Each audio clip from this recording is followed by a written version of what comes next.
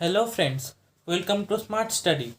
তো আজকে আমরা স্টার্ট করছি ক্লাস 11-এর রাসায়নিক বন্ধন ও আণবিক গঠন। তো এটা হচ্ছে ইউনিট 4-এর চ্যাপ্টার। এই চ্যাপ্টার থেকে 5 মার্কস আসবে। তো চলো শুরু করি চ্যাপ্টারটা। ফার্স্টে আমরা জেনে নিই রাসায়নিক বন্ধন কাকে বলে।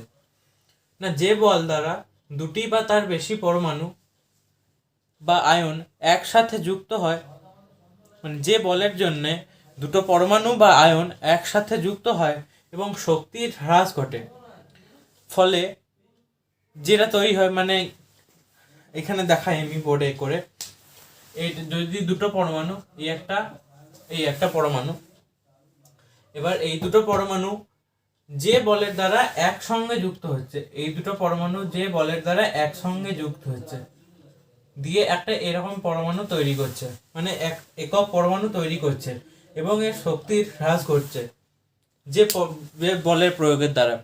তো তাকে কি বলে? রাসায়নিক বন্ধন। ঠিক আছে। আচ্ছা, রাসায়নিক বন্ধন হচ্ছে 3 প্রকার। রাসায়নিক বন্ধন 3 প্রকার। নাম্বার 1 তড়িৎযোজী, নাম্বার 2 সমযোজী, আর নাম্বার 3 অসমযোজী। ঠিক আছে। এবার তড়িৎযোজীর মধ্যে আমরা দুটো জিনিস শিখব।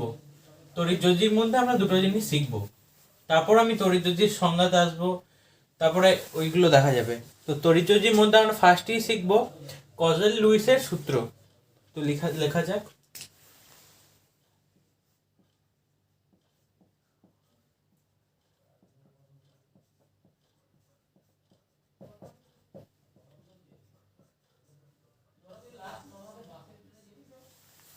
কজেল লুইসের সূত্র। কজেল লুইসের সূত্রের মধ্যে কি বলছে? নাম্বার 1, বন্ধন তৈরির জন্য বাইরের কক্ষপথের ইলেকট্রন গুরুত্বপূর্ণ ভূমিকা পালন করে। নাম্বার 1, বন্ধন তৈরির জন্য বাইরের কক্ষপথের ইলেকট্রন গুরুত্বপূর্ণ ভূমিকা পালন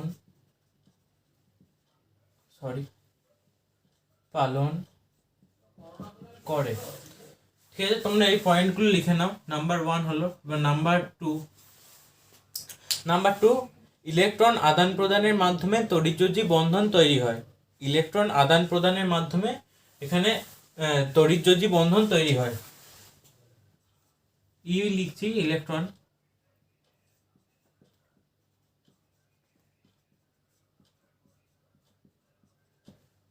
মাধ্যমে তড়িৎযোজী বন্ধন তৈরি হয়। নাম্বার 3, ইলেকট্রন জোড়কে সমানভাবে ব্যবহার করে সমযোজী বন্ধন তৈরি করা হয়। ইলেকট্রন জোড়কে সমানভাবে ব্যবহার করে সমযোজী বন্ধন তৈরি করা হয়। ইলেকট্রন জোড়কে সমানভাবে ব্যবহার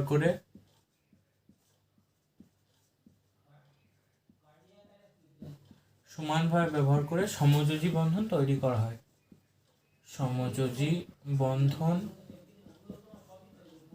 তৈরি করা হয়। এবার নাম্বার 4 কি? ইলেকট্রনগুলি এমনভাবে ব্যবহৃত হয়। নাম্বার 4 লিখছি, এই নোটগুলো তুমি লিখে নাও। কোজেল লুইসের সূত্র। নাম্বার 4, ইলেকট্রনগুলি এমনভাবে ব্যবহৃত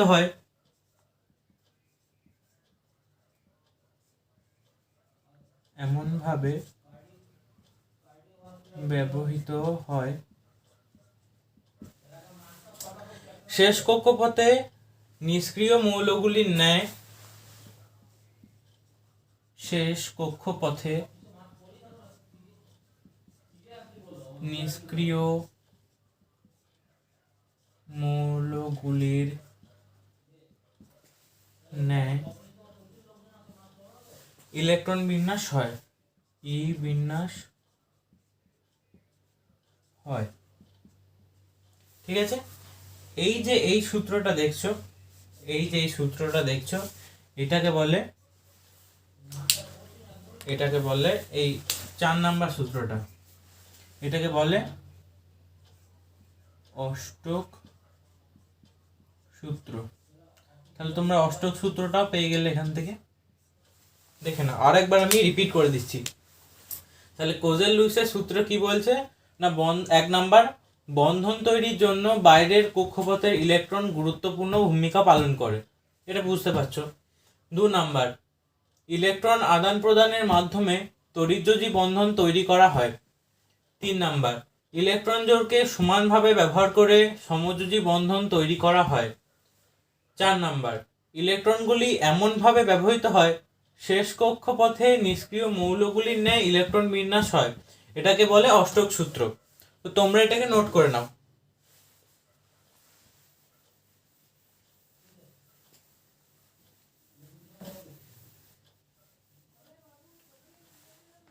এবার আমরা আসি অষ্টক সূত্রের কিছু ব্যতিক্রমে। লিখি এখানে অষ্টক সূত্রের ব্যতিক্রম। আগে অষ্টক সূত্রটা লিখে নি, আর একবার তোমাদের সুবিধার্থে অষ্টক সূত্রটা একবার লিখে নি। অষ্টক সূত্র এটা লিখে নেওয়া যাক। অষ্টক সূত্র কি, আগেই বললাম, ইলেকট্রনগুলি এমনভাবে ব্যবহৃত হয়,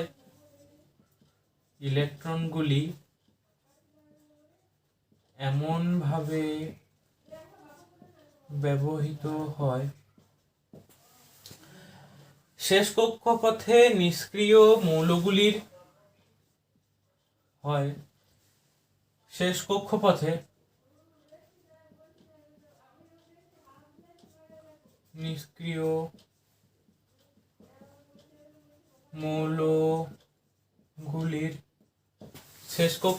নিষ্ক্রিয় মৌলগুলির ন্যায় ইলেকট্রন বিন্যাস হয়। বিন্যাস হয়, এটা হলো অষ্টক সূত্র। ঠিক আছে, এবার অষ্টক সূত্রের ব্যতিক্রম। না, ব্যতিক্রম কি, ব্যতিক্রম জেনে নেওয়া যাক। ব্যতিক্রম, ফার্স্ট ব্যতিক্রম বলে অষ্টক অসম্পূর্ণ।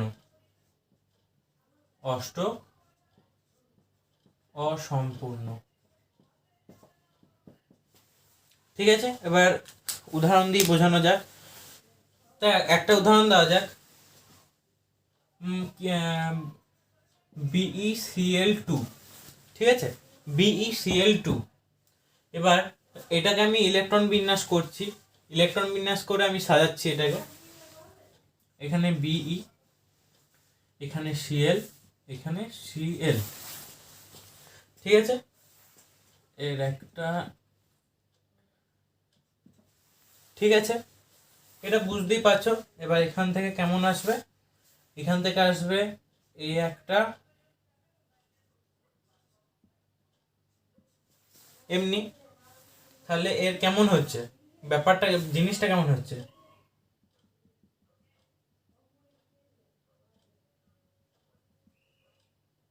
এই টোটালটা নিয়ে একটা। ঠিক আছে, তাহলে শেষ কক্ষপথে 1 2 3 4, তাহলে শেষ কক্ষপথে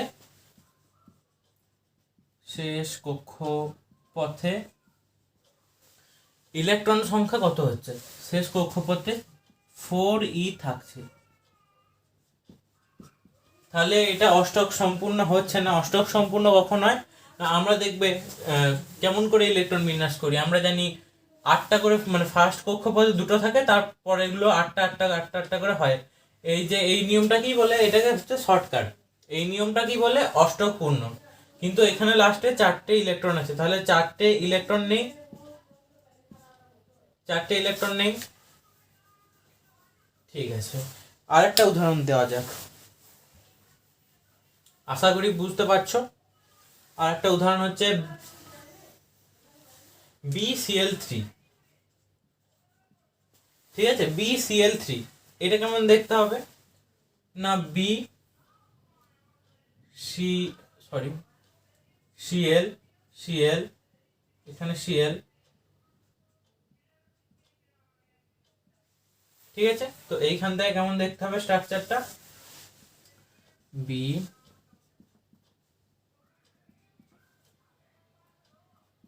এমনি হচ্ছে। ঠিক আছে, তাহলে লাস্ট কক্ষপথে কটা থাকছে, 1 2 3 4 5 6। তাহলে শেষ কক্ষপথে 6E থাকছে। 8টা হচ্ছে না, তাই অষ্টক পূর্ণ অসম্পূর্ণ। ঠিক আছে, আশা করি বুঝতে পারছো জিনিসটা, যে এখানে 6টা ইলেকট্রন থাকছে, 8টা হচ্ছে না, তাই অষ্টক পূর্তি হচ্ছে না এখানে, তাই এটা অসম্পূর্ণ থেকে যাচ্ছে। এবার সেকেন্ড, অষ্টকের সম্প্রসারণ। সেকেন্ড হচ্ছে অষ্টকের সম্প্রসারণ। অষ্টকের সম্প্রসারণ, অষ্টকের সম্প্রসারণ দেখা যাক এই জিনিসটা কি। সম্প্রসারণ কথার অর্থ কি না, সম্প্রসারণ কথার অর্থ হচ্ছে বেড়ে যাওয়া, কোনো কিছুকে বেড়ে যাওয়া। তাহলে একটা উদাহরণ দিয়ে বুঝিয়ে দিই। উদাহরণ হচ্ছে PCl5। PCl5 কেমন দেখতে হবে, P, এইখানে Cl, Cl, Cl, Cl, Cl।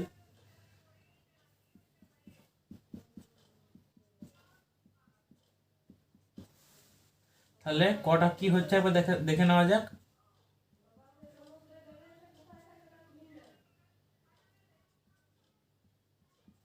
তাহলে কটা লাস্ট কক্ষপথে কটা হচ্ছে, 1 2 3 4 5 6 7 8 9 10। তাহলে শেষ কক্ষপথে 10টা ইলেকট্রন থাকছে, কিন্তু আমরা জানি 8টার বেশি থাকতে পারবে না। প্রথম কক্ষপথে 2টো, তারপর থেকে 8টা 8টা 8টা 8টা করে চলতে থাকবে, কিন্তু 10টা, এখানে 10টা ইলেকট্রন হয়ে যাচ্ছে। তাই এটা হচ্ছে অষ্টকের সম্প্রসারণ, মানে ইলেকট্রন সংখ্যা বেড়ে যাচ্ছে এখানে। এগুলো হচ্ছে ব্যতিক্রম। তারপর দেখা যাক, এরপর আছে অযুগ্ম ইলেকট্রন। নাম্বার 3, অযুগ্ম ইলেকট্রন। অযুগ্ম ইলেকট্রন, অযুগ্ম ইলেকট্রন কি একটা উদাহরণ দেওয়া যাক। অযুগ্ম কথার অর্থ কি না, অযুগ্ম মানে 3 5 7 এগুলো হচ্ছে অযুগ্ম। তো একটা উদাহরণ হচ্ছে NO। ঠিক আছে, NO। এবার এটা কিভাবে লিখবো, N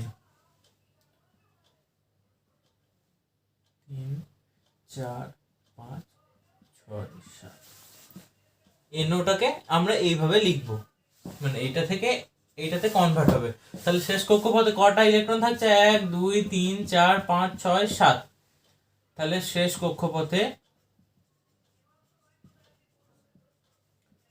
ই সংখ্যা 7। তা 7 যেহেতু অযুগ্ম, তাই এটা অযুগ্ম ইলেকট্রন, মানে এটা ব্যতিক্রম।